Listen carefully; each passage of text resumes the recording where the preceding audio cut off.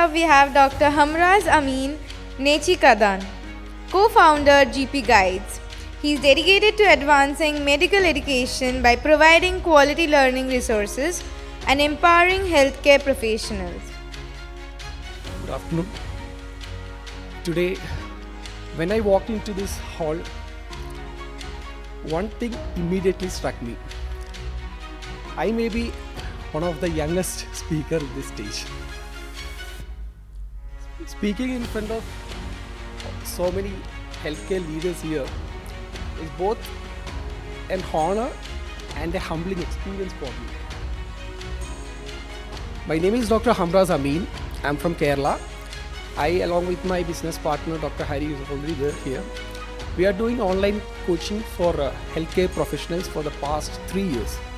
We started an online platform called GP Guides, and this was started in 2023 with a vision that every healthcare professional should be accessible to a practical and flexible and affordable coaching, whether they are in their office or in their practice. Where they should be able to access the information right in their mobile or in a tab online. First, the topic of discussion which I am going to take today is redefining medical education in 2026. Before going to the topic, I would like to begin with a very simple question. When does a doctor's education actually end? Is it after MBBS? Is it after a post-graduation? Or is it after taking some certificates from in a continuous medical education program?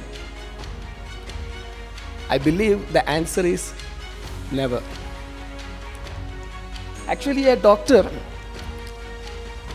who, after completing a graduation, is actually starting his learning. Everyone knows that medicine is one of the few professions where learning doesn't stop with a degree. In fact, the moment we start treating our patients, our real education truly begins. Today, I would like to share why this continuous learning has become one of the most important responsibilities of every doctor, and how we can rethink this medical education for the modern world. The medicine is, it's changing very rapidly. Every year, new clinical guidelines are implemented. New technologies enter into our healthcare field. New drugs are becoming available. So, and moreover, our patients are better informed because of these AI platforms like ChatGPT and Gemini. And their expectations are also higher than ever before. As doctors, we are expected not only to keep up with these changes, but also to make safe and evidence-based decisions every day. So this is the challenge. The challenge is not that patients are improved. The challenge is how we can improve our learning in between our daily busy schedule. So,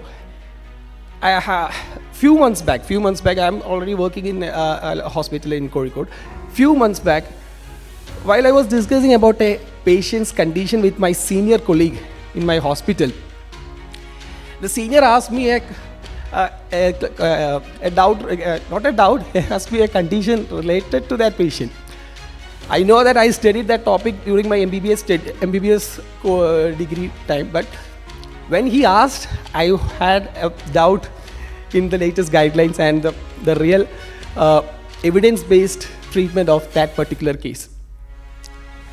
So what I done at that time is, I went to my home, I reviewed the latest guidelines, I reviewed the latest evidences available, and I discussed with my seniors, and with that, not only I got an answer, I improved my confidence in managing the cases in my daily practice.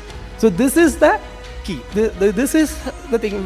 When we improve our knowledge daily on a daily level, this not only improves our knowledge, this also improve our confidence in treating each and every patient.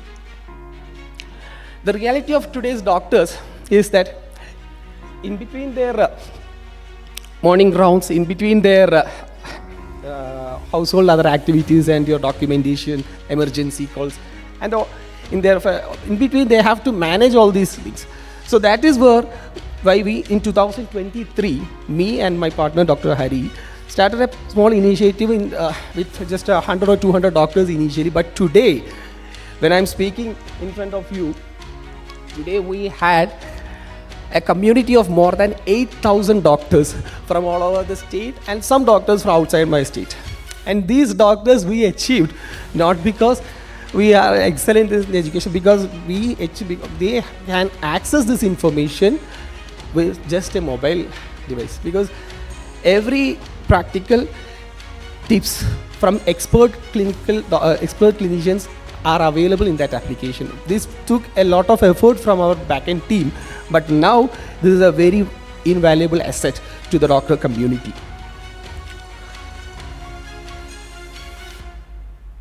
So for learning these things, we should make a culture. And for making that culture, we need a team effort, not just by a single doctor.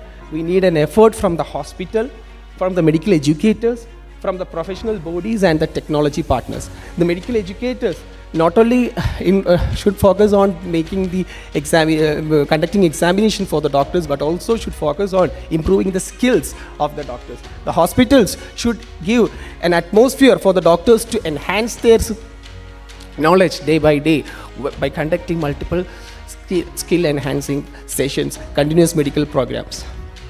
So this is a collective effort. And what is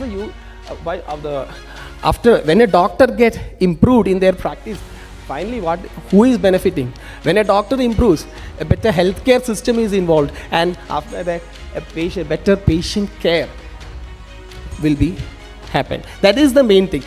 Once a doctor enhances their clinical skills, the doctor becomes more confident, the healthcare team becomes much more stronger, and ultimately our patients receive better care. So this is our motto, and I'm just concluding my speech. The final message which I want to convey is very simple. If we continue to invest in learning, we build better doctors, better healthcare leaders, and ultimately a better healthcare system for our patients. Thank you very much. Excellence in Medical Education 2026 award goes to GP Guides. May I kindly request Dr. Hamraz Ameen, Nechikadan, and Dr. Hari Krishna B, both co-founders, to please come forward and receive this prestigious recognition on behalf of GP Guides.